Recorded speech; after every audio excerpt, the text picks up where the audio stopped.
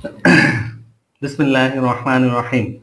আপনার শুকনা কাশি, অনেক ওষুধ খেয়েছেন, অ্যান্টিবায়োটিক খেয়েছেন, কোনো কাজ হচ্ছে না।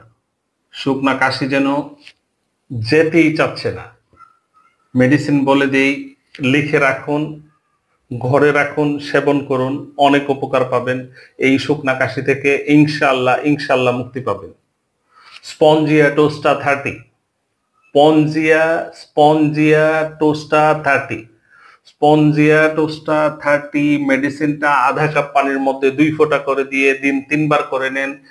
কিছুদিন নেওয়ার পরেই দেখবেন আপনার এই যে শুকনা কাশি যে যন্ত্রণা